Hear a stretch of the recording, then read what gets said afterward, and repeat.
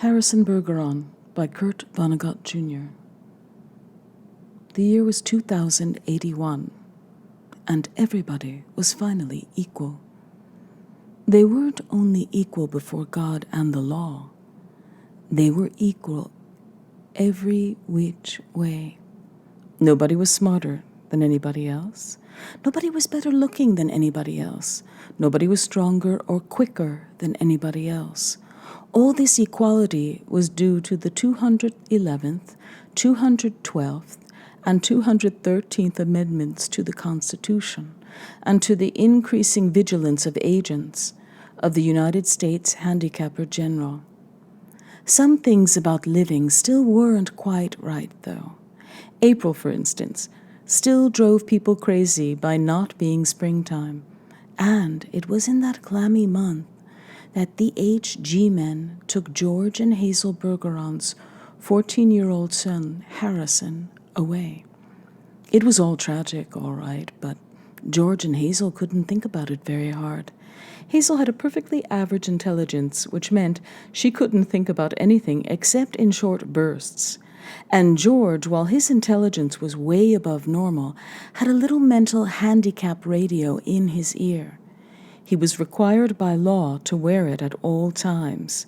It was tuned to a government transmitter. Every 20 seconds or so, the transmitter would send out some sharp noise to keep people like George from taking unfair advantage of their brains. George and Hazel were watching television. There were tears on Hazel's cheeks, but she'd forgotten for the moment what they were about. On the television screen were ballerinas. A buzzer sounded in George's head. His thoughts fled in panic like bandits from a burglar alarm. "That was a real pretty dance, that dance they just did," said Hazel. "Huh?" said George. "That dance. It was nice," said Hazel. "Yep," said George. He tried to think a little about the ballerinas.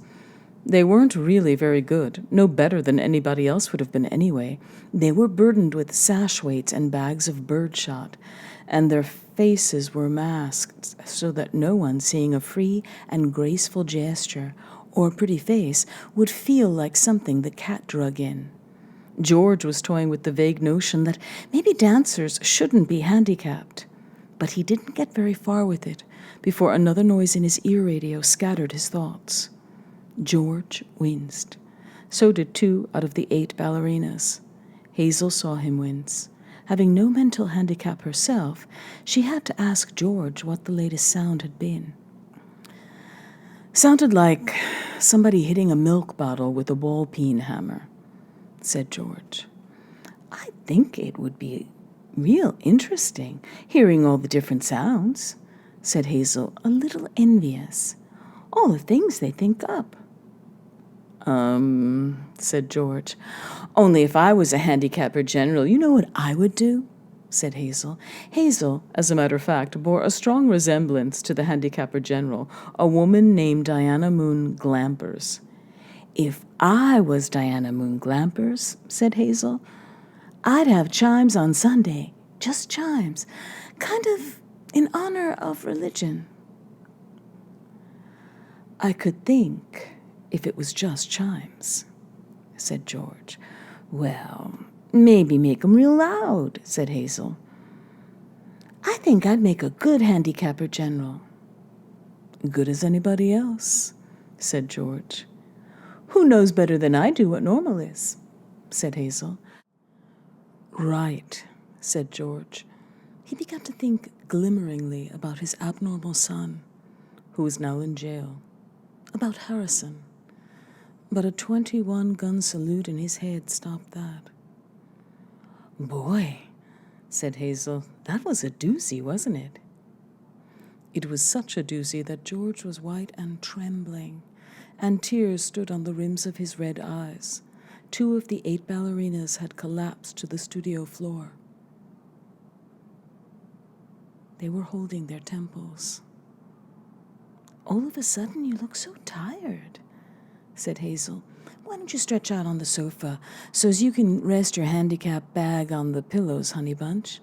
She was referring to the 47 pounds of birdshot in a canvas bag, which was padlocked around George's neck.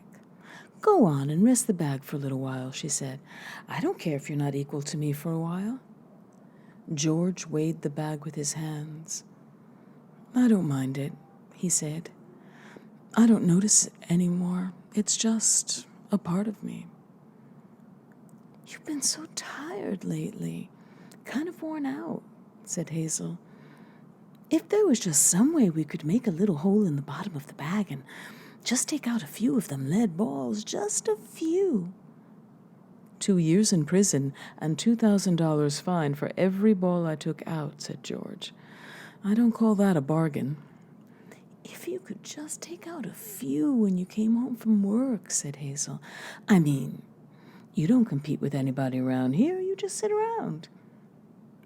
"If I tried to get away with it," said George, "then other people'd get away with it, and pretty soon we'd be right back to the Dark Ages again, with everybody competing against everybody else. You wouldn't like that, would you?"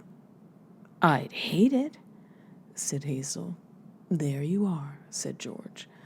"The minute people start cheating on laws, what do you think happens to society?" If Hazel hadn't been able to come up with an answer to this question, George couldn't have supplied one. A siren was going off in his head. "Reckon it'd fall all apart," said Hazel. "What would?" said George blankly. "Society," said Hazel uncertainly. "Wasn't that what you just said?" "Who knows," said George. The television program was suddenly interrupted for a news bulletin. It wasn't clear at first as to what the bulletin was about, since the announcer, like all announcers, had a serious speech impediment. For about half a minute, and in a high state of excitement, the announcer tried to say, "Ladies and gentlemen." He finally gave up, handed the bulletin to a ballerina to read. "That's all right," Hazel said of the announcer. "He tried. That's the big thing. He tried to do the best he could with what God gave him. He should get a nice raise for trying so hard." "Ladies and gentlemen," said the ballerina, reading the bulletin.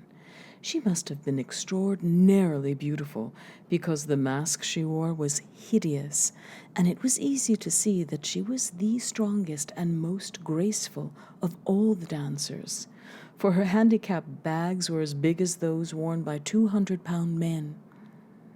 And she had to apologize at once for her voice, which was a very unfair voice for a woman to use. Her voice was a warm, luminous, timeless melody. "Excuse me," she said, and began again, making her voice absolutely uncompetitive. "Harrison Bergeron, age 14, she said in a grackle squawk, "has just escaped from jail, where he was held on suspicion of plotting to overthrow the government. He is a genius and an athlete, is under-handicapped, and should be regarded as extremely dangerous." A police photograph of Harrison Bergeron was flashed on the screen upside down, then sideways, upside down again, then right side up. The picture showed the full length of Harrison against a background calibrated in feet and inches. He was exactly 7 feet tall. The rest of Harrison's appearance was Halloween and hardware. Nobody had ever borne heavier handicaps. He had outgrown hindrances faster than the HG men could think them up. Instead of a little ear radio for a mental handicap, he wore a tremendous pair of earphones and spectacles with thick, wavy lenses. The spectacles were intended to make him not only half blind, but to give him wanging headaches besides. Scrap metal was hung all over him. Ordinarily, there was a certain symmetry, a military neatness to the handicaps issued to strong people, but Harrison looked like a walking junkyard. In the race of life, Harrison carried 300 pounds. And to offset his good looks, the HG men required that he wear at all times a red rubber ball for a nose, keep his eyebrows shaved off, and cover his even white teeth with black caps at snaggletooth random. "If you see this boy," said the ballerina, "do not, I repeat, do not try to reason with him." There was a shriek of a door being torn from its hinges. Screams and barking cries of consternation came from the television set. The photograph of Harrison Bergeron on the screen jumped again and again, as though dancing to the tune of an earthquake. George Bergeron correctly identified the earthquake, and well he might have, for many was the time his own home had danced to the same crashing tune. "My God," said George, "that must be Harrison." The realization was blasted from his mind instantly by the sound of an automobile collision in his head. When George could open his eyes again, the photograph of Harrison was gone. A living, breathing Harrison filled the screen. Clanking, clownish, and huge, Harrison stood in the center of the studio. The knob of the uprooted studio door was still in his hand. Ballerinas, technicians, musicians, and announcers cowered on their knees before him, expecting to die.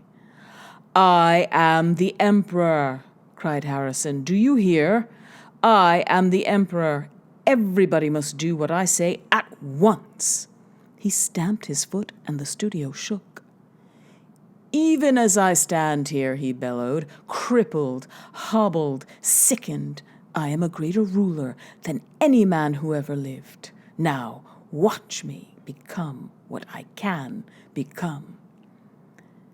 Harrison tore the straps of his handicap harness like wet tissue paper, tore straps guaranteed to support 5,000 pounds. Harrison thrust his thumbs under the bar of the padlock that secured his head harness. The bar snapped like celery. Harrison smashed his headphones and spectacles against the wall. He flung away his rubber ball nose, revealed a man that would have awed Thor, the god of thunder. "I shall now select my empress," he said, looking down on the cowering people. "Let the first woman who dares rise to her feet claim her mate and her throne." A moment passed, and then a ballerina arose, swaying like a willow. Harrison plucked the metal handicap from her ear, snapped off her physical handicaps with marvelous delicacy. Last of all, he removed her mask. She was blindingly beautiful. "Now," said Harrison, taking her hand, "shall we show the people the meaning of the word dance?" "Music!" he commanded. The musicians scrambled back into their chairs, and Harrison stripped them of their handicaps too. "Play your best," he told them, "and I'll make you barons and dukes and earls." The music began. It was normal at first, cheap, silly, false. But Harrison snatched two musicians from their chairs, waved them like batons as he sang the music as he wanted it played. He slammed them back into their chairs. The music began again and was much improved. Harrison and his empress merely listened to the music for a while, listened gravely, as though synchronizing their heartbeats with it. They shifted their weights to their toes. Harrison placed his big hands on the girl's tiny waist, letting her sense the weightlessness that would soon be hers. And then, in an explosion of joy and grace, into the air they sprang. Not only were the laws of the land abandoned, but the law of gravity and the laws of motion as well. They reeled, whirled, swiveled, flounced, capered, gambled, and spun. They leaped like deer on the moon. The studio ceiling was 30 feet high, but each leap brought the dancers nearer to it. It became their obvious intentions to kiss the ceiling.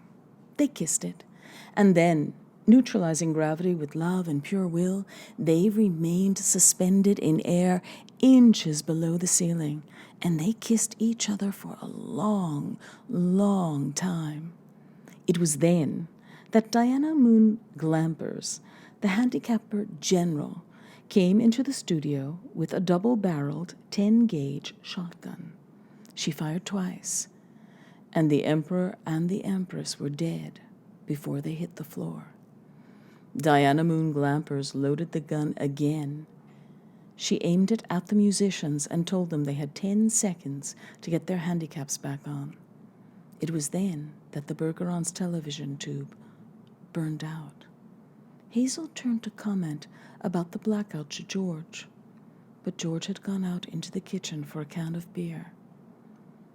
George came back in with the beer, paused while a handicap signal shook him up, and then he sat down again. "You've been crying," he said to Hazel. "Yep," she said. "What about?" he said. "I forget," she said.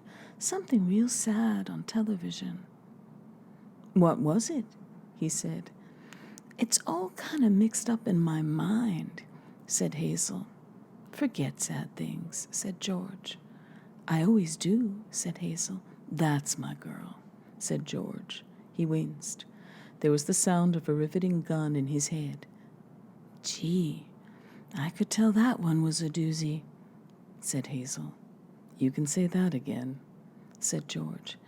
"Gee," said Hazel, "I could tell that one was a doozy."